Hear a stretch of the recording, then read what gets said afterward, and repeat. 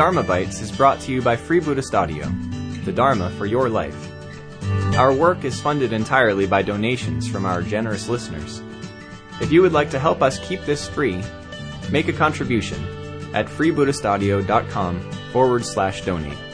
Thank you, and happy listening.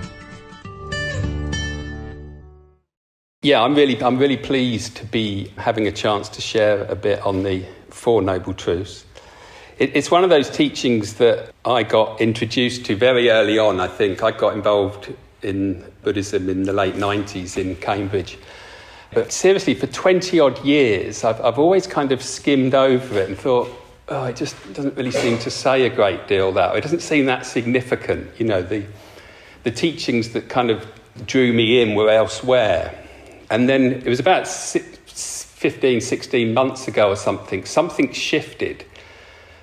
And it started to come much more alive for me. And then I heard that the Buddha says that all of his teachings fit within the footprint of the Four Noble Truths.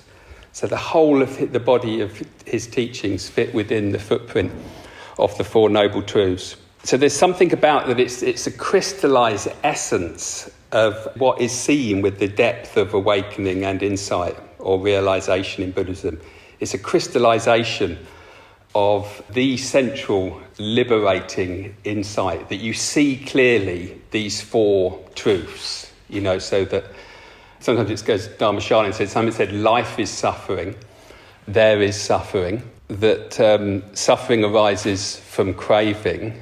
There is the truth that human beings can be in the world, interact in their lives free of craving, and that there's a path to kind of bring that about.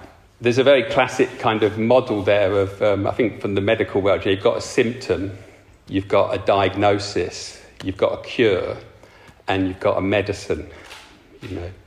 So symptom, diagnosis, cure, and medicine. But you need to take the medicine. So that's the fourth noble truth. There's no point having the medicine if it stays in your cabinet. You just look at it. You need to actually take the medicine. You know, one of the things that struck me is, you know, just how central this issue of suffering is, because there's so many different proliferations, isn't there, of teachings in Buddhist tradition. But the Buddha said, I teach suffering and the end of suffering. I teach suffering and the end of suffering. He asks his bhikkhus, the Buddha in the Pali Canon, he asked his bhikkhus, what bhikkhus is ignorance? You know, bhikkhus, what is ignorance? And the Buddha said, not knowing suffering, not knowing the origin of suffering, and not knowing the way leading to the cessation of suffering. This is ignorance, you know. So it's like so central, this issue. The Buddha suffered, he went forth, he saw the cause of suffering, and he was free of the cause of suffering, and then he taught the way leading from suffering.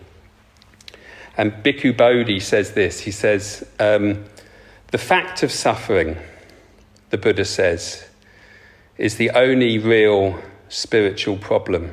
The other problems, the theological and metaphysical questions that have taunted religious thinkers through the centuries, he gently waves aside as matters not tending to liberation. What he teaches, he says, is just suffering and the end of suffering and its cessation. We hope you enjoyed today's Dharmabite. Please help us keep this free. Make a contribution at freebuddhistaudio.com/donate. And thank you.